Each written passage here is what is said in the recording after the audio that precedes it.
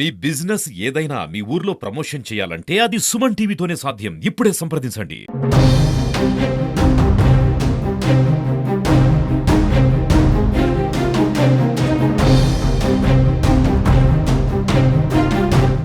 ఈరోజు దేశవ్యాప్త పిలుపు మేరకు భారత కార్మిక వర్గంతో కలిసి బ్యాంకు ఉద్యోగులతో కలిసి ఇతర అసంఖ్యాకంగా ఉన్న అసంఘటిత కార్మికులతో కలిసి ఎల్ఐసి ఉద్యోగులం ఒక్కరోజు సమ్మె చేస్తా ఉన్నాం.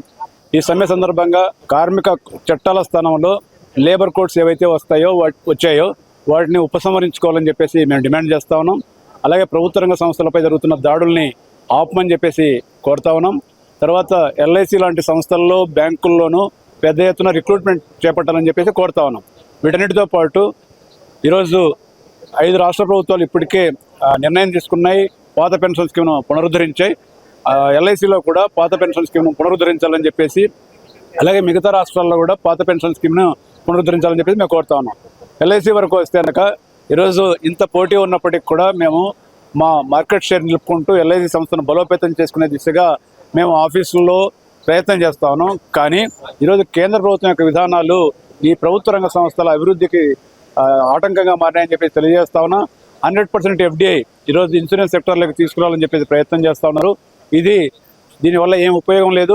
విదేశీ కంపెనీలు వస్తాయి, జాతీయకరణకు ముందునాటి పరిస్థితులు మళ్ళీ నెలకొంటాయి.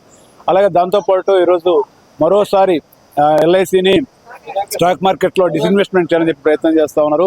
ఇది పాలసీదారులకు ఉపయోగకరం కాదు, దేశానికి కూడా ఉపయోగకరం కాదు. దీన్ని ఉపసంహరించుకోవాలని చెప్పేసి మేము కోరుతా ఉన్నాం. వీటన్నిటితో పాటు ఈరోజు మేము గత 25 సంవత్సరాల కిందట మేము ఎల్ఐసిలో జాయిన్ అయినప్పుడు 1,00,000 మంది ఉద్యోగులు ఉండేవాళ్ళం. ఈరోజు 30 వేల మంది దాకా ఇప్పుడు ఉద్యోగులు ఉన్నాం. జూన్ 2028 నాటికి 26,000 మంది ఉద్యోగులు మాత్రమే ఉంటారు. పని భారం విపరీతంగా పెరిగింది. ఈరోజు కొత్త టెక్నాలజీ ఇవన్నీ కూడా వస్తూ ఉన్నాయి. వీటన్నిటిని మీట్ కావాలంటే కనుక బాగా టెక్నికల్ సౌండ్ ఉన్న గ్రాడ్యుయేట్స్ని, ఇంజనీరింగ్ గ్రాడ్యుయేట్స్ని, టెక్నికల్ గ్రాడ్యుయేట్స్ని పెద్ద ఎత్తున ఎల్ఐసిలోకి రిక్రూట్ చేసుకోవాల్సిన అవసరం ఉంది.